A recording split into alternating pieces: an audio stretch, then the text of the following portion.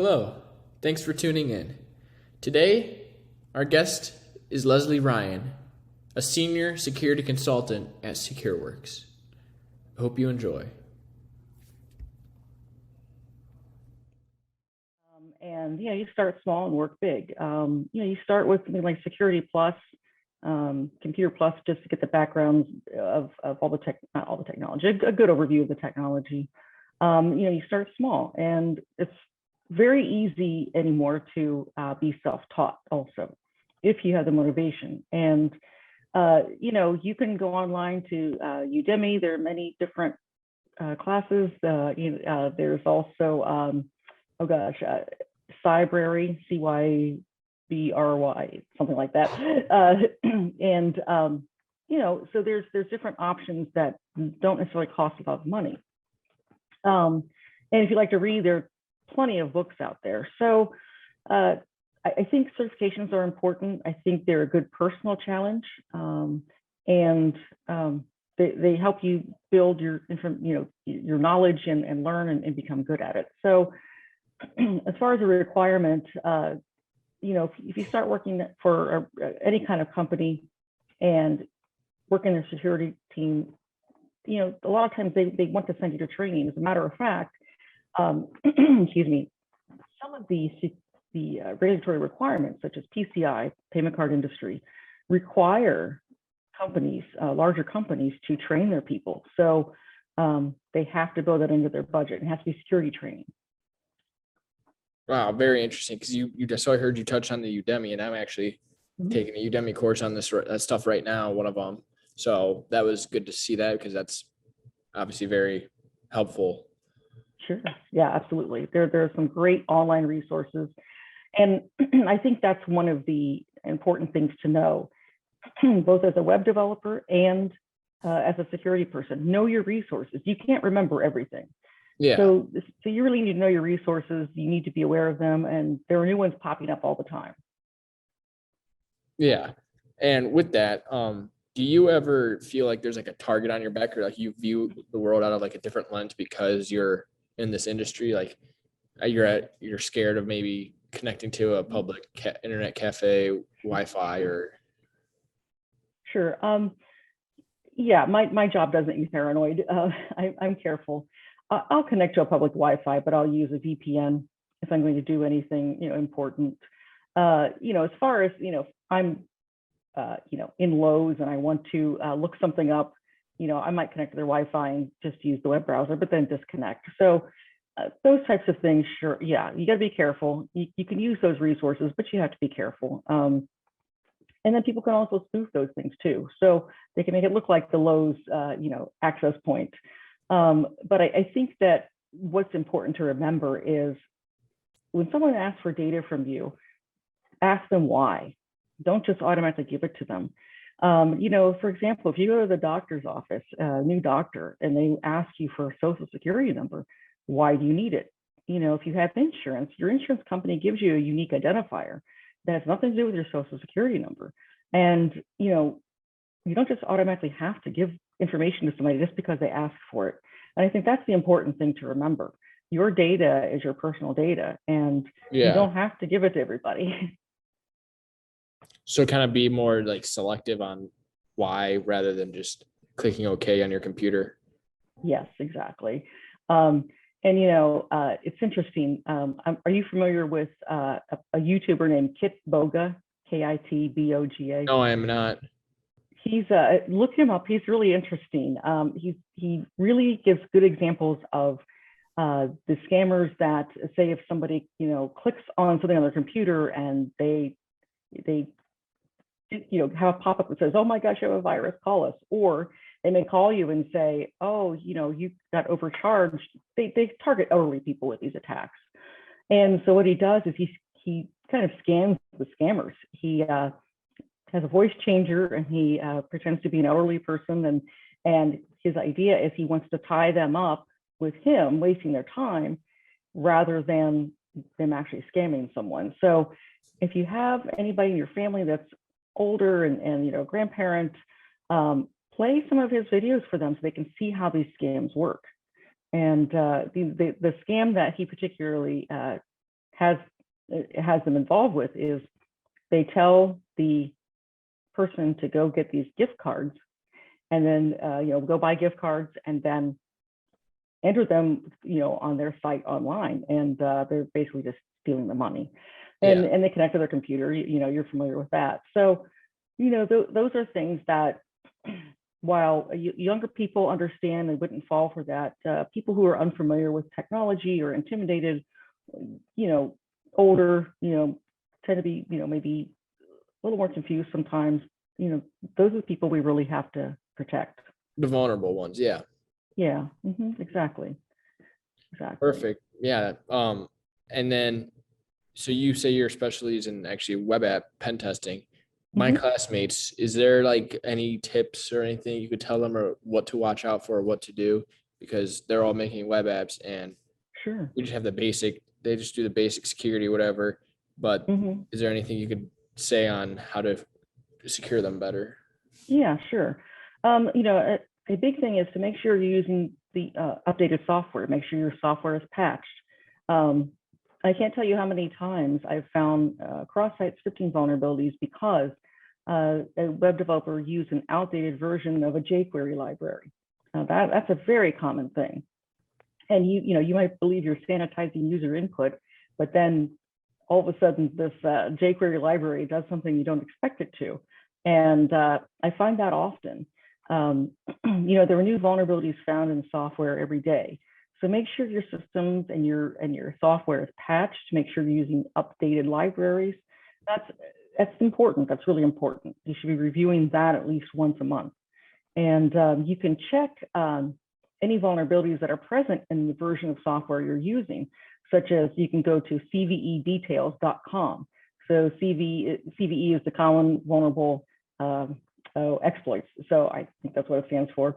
And that's where you can look up your software and see what the latest version is and if your software has any known vulnerabilities.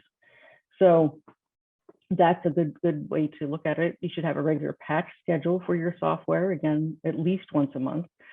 So I think that's really important. I think the other thing that's important is utilize checklists. For example, if you're developing an ASP.NET, Microsoft has a great security checklist for ASP.NET 2.0. Follow those checklists, those guidelines, and build security into your development lifecycle. So one of the biggest things would be keeping up to date on patches. Yeah. And okay, is there anything other than that, like, or that's really just like as best you can get at this level? Well, as far as developing, yeah, I mean, make sure you're doing those things, and maybe have at the level of high school and college, maybe have someone like yourself, practice and do a little pen test on their web application. It'd be a great exercise for both them and you. Yeah. And like say, because we're in the obvious development stages, but say one of their apps hits like it's doing well, and like after they publish it and we want to take it to like the next step of security, what would be next? Would we like Well, hire somebody or get an audit or? yeah. So typically what happens is, having worked on both sides of that. So I worked for a large company where we had applications that we developed and needed to be tested. And then now as a consultant, I'm the one that, will test them. Typically what happens is you will have your software development lifecycle, and you have different phases of your testing. And one of them is in end user testing. That comes fairly late into your process. You want to make sure that the functionality is there for your users that they've requested, and that it does what you expect and what they hoped and dreamed for. So at that point, then typically a company would engage a consultant or an internal person to do their pen test for the web application. And you want to make sure you do that before you release the code into production, ideally. So that's typically when you do it. So you hire somebody, or you have staff internally that would do that. And, and then, many times people, companies will have features that they're adding, code they're changing, and any major code changes, you want to make sure that is tested before you put it in production. And because you don't want to find out after the fact. Yeah. And yeah, so it's important to do that. It's interesting having been again on the company side of it. I sometimes found that they could sometimes find security testing as an afterthought. Yeah. And it's granted. taken, it's taken, they're so concerned, and rightly so, about the business end, where they're going to please the business to do the functionality they need. And that's certainly important because security exists for the business, not the other way around. Web developers develop solutions to solve problems and to help the business. So security has to enable business. It can't prevent it. And I think that's an important thing to remember also. So, but by the same token, security is very important because security is built on 3 pillars. It's CIA. So it's confidentiality, integrity, and availability. So the confidentiality is you have to classify your data. So maybe it's top secret, maybe it's public. Okay, so if it's public, well, why would I worry about anybody accessing that? Well, you don't want them to change the data, so that would be integrity. Your data has to be correct. And then the final thing is it has to be available. So your systems and your services and network all have to be available. So you have to protect those against attacks so that the business can do business. They can do business. Their company can do business. So there are 3 pillars there with information security, and they all go to support security, but security supports business. Perfect. Yeah, that's great information. I'll definitely be able to teach them stuff about that. And then finally, I want to touch upon last point I wanted to ask you about is, do you have any elaborate exploits or stories you have, like anything super interesting that could be eye-opening for myself and others? Sure. Yeah, I can think of one example. There was a large university that I tested 2 web applications that they used. The first one was like their intranet. So in other words, you're internal to the university on their network, and you're looking up activities, things that you can do, that kind of thing. And you had to authenticate, and it used a token, and they passed that token in the URL, which is a no-no.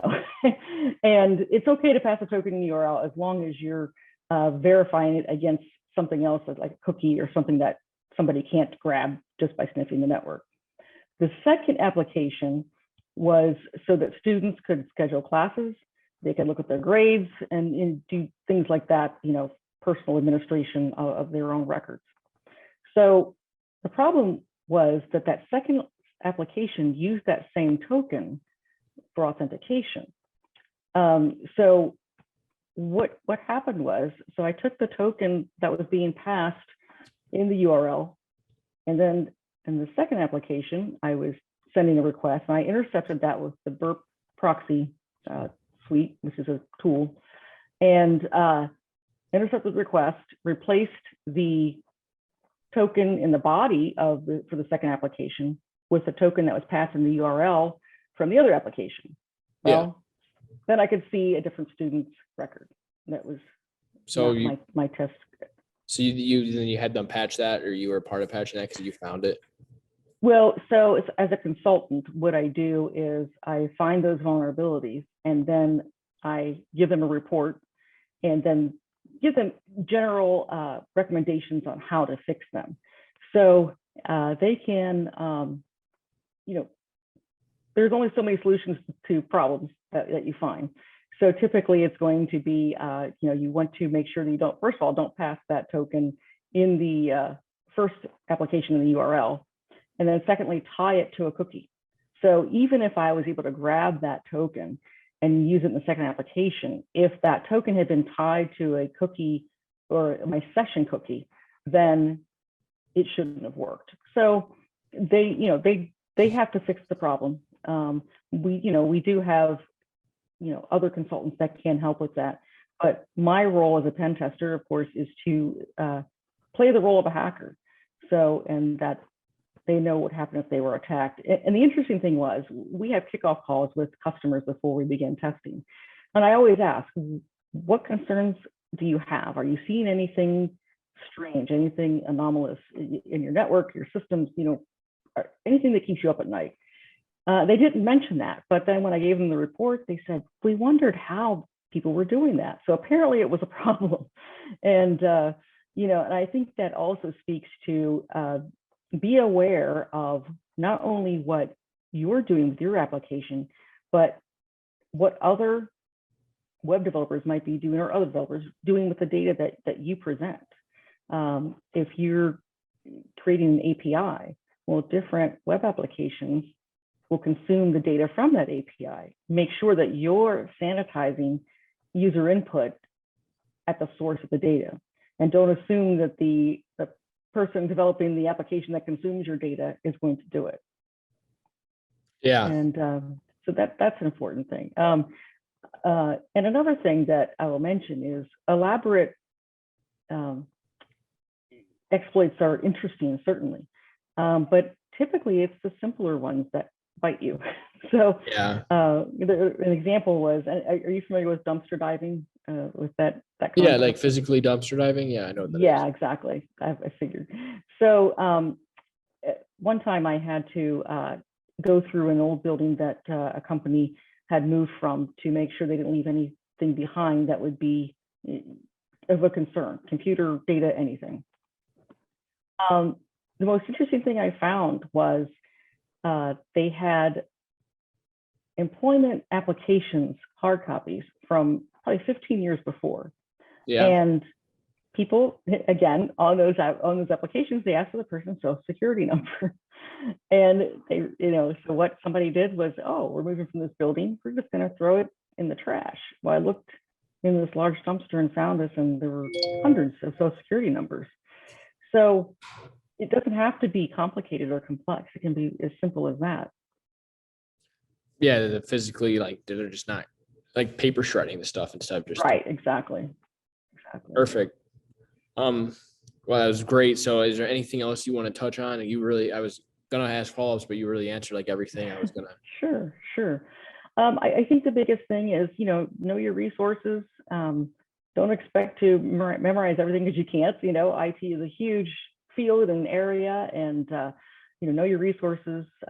Always learn. Always be looking for the next step. And that's the other thing I would recommend in your career is always look to that next step. Originally, again, I was a systems administrator, and I looked and said, okay, I really need to learn some security here. IT evolves, and that's why most of us get into this field, is it's interesting and it always changes. And you have to like change to be in this field, and you have to like learning. So always learn, always look for new ways, and be curious. And I think that's the most important thing.